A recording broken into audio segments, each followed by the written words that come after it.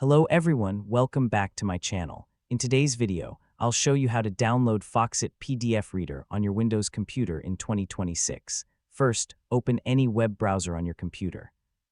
Go to the official Foxit PDF Reader website. On the home page, click the Download Now button. The website will automatically detect your Windows version.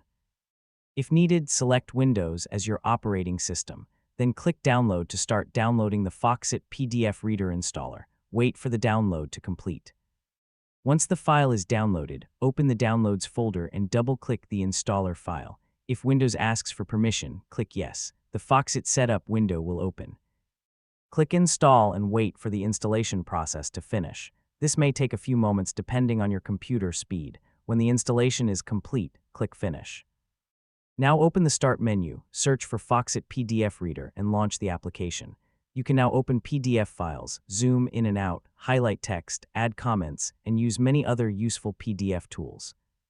For safety, always download Foxit PDF Reader from the official Foxit website to get the latest version and security updates. That's how you can download and install Foxit PDF Reader on Windows in 2026. Thanks for watching. If this video helped you, don't forget to like this video and subscribe to the channel for more Windows tutorials.